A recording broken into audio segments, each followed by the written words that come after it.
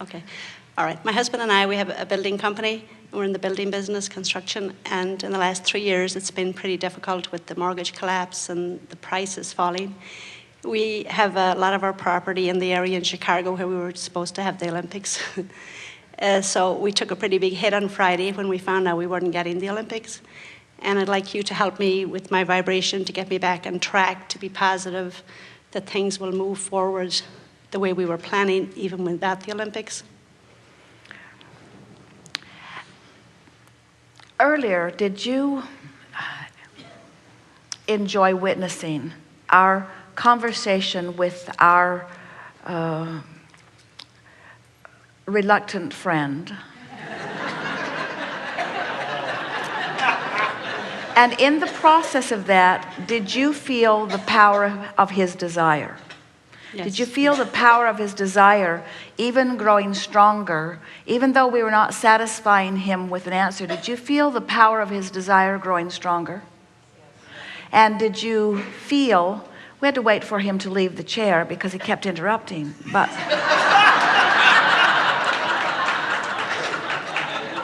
which was sort of what he was saying about us, which was equally true. Did you feel the power of what he summoned? In other words, if you've been hanging around for a while, you've never heard anything with more power summoned from Abraham through Esther than what this man with his issue summoned. In other words, it was focused and it was powerful and it was wonderful and it was moving forward. So the reason we bring it up is because we want you to understand that when things are not going the way you want them to, you ask with a stronger fervor. And when another disappointment comes that feels like a really big disappointment, which is citywide or even nationwide, you're asking with a stronger fervor. And if you could just accept that the power of that asking, and then do what we were encouraging our friend to do, which is sort of stop taking score about where you are and instead focus upon the power of your asking. In other words, if instead of focusing on a bad economy, you could say, I want to talk about the power of my desire that is a result of this bad economy, but it's the power of my desire that I'm wanting to give my attention to. My husband and I have a construction business, and never in our lives have we had such strong asking. Never before do I believe there was this much in our vortex of creation than is there right now. In the last week, it must have catapulted into a whole new register because the power of what happened and the power of the asking was 100 times more than it has ever been before. I can really feel the power of my asking. And if you could focus upon the power of that asking and trust that when you ask with power, you receive with power, you just got to chill out and stop beating the drum of what's going wrong. You just have to stop taking score. All of these statistics that are being hammered at you about sliding economy, there are still those who are thriving, and you can very well be one of them, you say. It's just a matter of focusing upon your true legacy, focusing upon your true inheritance, focusing upon your true nest egg. And that's what we were attempting to say to our friend earlier when we were asking him to try to take money out of the equation for just a little while. Because it is not money that is your inheritance or is your legacy or is the power of your business. It's your vibrational escrow. It's what you put there with your asking, you see.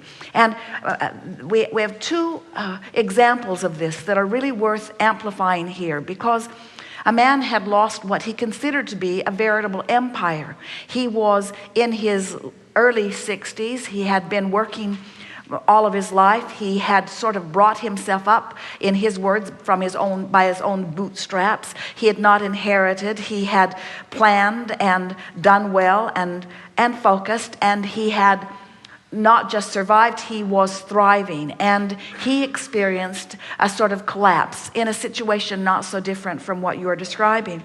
And he visited with us from his place of trauma because he had watched assets disappear and he had watched promises not be kept, and he was feeling broken and defeated.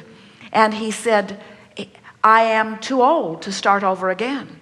And we said, You're not even close to starting over. There's nothing about this that is starting over, because your escrow didn't go away. In other words, this vortex of creation holds your escrow, and this is what you're taking to the bank. What the current reality doesn't mean diddly squat. It's this escrow that matters. And if you could just hear us when we say this escrow, this vibrational escrow in your vortex of creation is bigger and more emphatic and more dynamic. There is so much more there now than last week. If you could focus there and believe it, we would not say it if it were not so. We would not tell you if we did not see it. Trust that it is there and give your undivided attention to that. And feel appreciation for the bid that your city put out. Feel appreciation for your willingness to go for it. Feel appreciation for your stability and your talent. Feel appreciation for all that you have put there. And understand you have lost nothing. Even if you lose everything, and you won't, you have lost nothing, because it is your vibrational escrow that is your bankable commodity. Really. So I seem to have problems then with my vibration, because I feel like I've been positive. I haven't looked at the negative. I've been positive for the last several years. But what you're saying is, I think that I had parlayed my escrow into a place that I should have received the manifestation, and now this manifestation didn't come. Now I'm discouraged. And we say that's what trips you up every time. It is the taking score of the manifestation, and when you don't get the results you want, then you shoot yourself in the foot and you deprive yourself of what's in your escrow. In other words, we want to say to all of you that it's what you do next that matters. In other words, we know that you've been focused, and we know that you've done well, and we see what you've put in your vibrational escrow. We see what's there for you, and we promise you that the manifestation is coming. But you can't let what feels like a setback, even if it feels like a big setback, you can't let that now be the reason for your focus, or you just hold yourself apart from the promise that is there longer and longer and longer. It's not what happened, it's what you do now about it. It's the way you take the hit. Let it be a contrasting hit, but focus upon what it produces. Focus upon what it has produced. And we know it's easier to keep the faith when things are going well than when things are not going well. It's why we are wanting to give you the advantage of understanding the vortex of creation and the vibrational escrow that is your true inheritance. Okay. So what can you say to us about this vortex? I'm glad it's there. I like knowing I have a vortex. I like knowing that it's bigger now than ever before. It's a little hard for me to get past my discouragement, but I know I will. I know my discouragement will fade and wane. I know it's going to be all right. I know that I'm not feeling nearly as upset as I was just a day ago. In other words, with every hour that passes, I regain my stability a little more. And I believe there will be a time that we will regain such stability that we will be in exactly the right place at the right time. I believe that the universe is always looking out for me, and clearly there was something bigger for me and for my city. Clearly there's something bigger for all of us as a result of the efforts that we've made. So many people have tried to build their empires or their companies or their lives based on highlighting the struggle and then asking for remedies to soothe the struggle.